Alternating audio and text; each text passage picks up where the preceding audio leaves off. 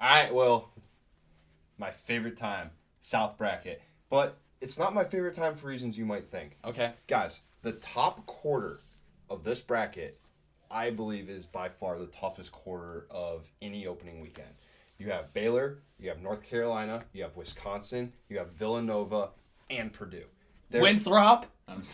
Winthrop. But I mean, dude, that is an elite 5 or 6 teams up in that first quarter. It's competitive. That you're going to have good games across the board. Whoever gets out of that dogfight earned it. Mm-hmm. They earned it. You're going to have to beat 2 or 3 perennial powerhouses. So let's start with the number 1 seed, Baylor Bears. They're plus 500 according to Vegas to win it all. They're 22-2 on the season. But like I said, they have a tough path. I don't necessarily know if they're my pick to even get out of that first quarter of teams in this bracket, let alone the entire thing.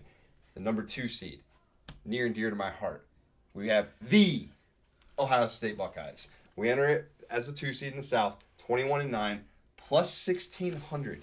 Guys, that is a very good value. We have Arkansas and Texas Tech in the bottom half. Ohio State's led by E.J. Liddell and Dwayne Washington, who can both fill it up. The big key, though, if Ohio State does not have Kyle Young, he's like their 4-5, the enforcer. He gets their rebounds. They could be in some trouble. They missed him dearly against Illinois, and it showed off deep into that game. They have been tested down the stretch, though, so that's something to watch. Top prospects, Will, that we're looking at, this is more of a deep team bracket. This isn't really a top prospect watch like some of the others we've looked at. But Moses Moody from Arkansas, Trey Mann from Florida. Both of these guys can lead their teams to victory on any given night. Yeah. The NBA scouts are high on both of them. What else are you looking for out of the South? Scott Drew's team, they're Baylor Bears. Perennial favorites that we thought at one point in the season, and then COVID really fucked them. I just really feel that they haven't found their groove, their momentum since that little break. They had a slight outbreak within the locker room and the players and staff.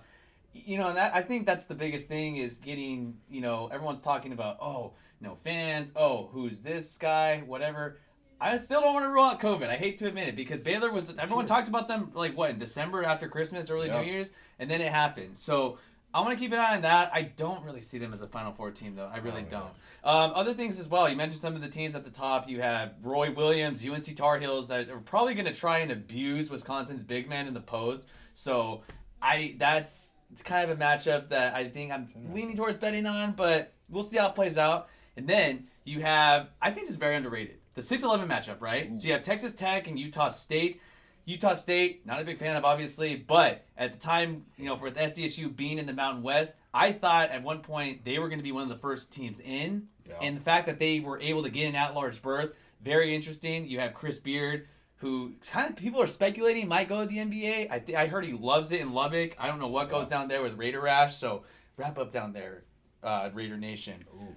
Another intriguing matchup, too, is 7-10. You have the Florida Gators.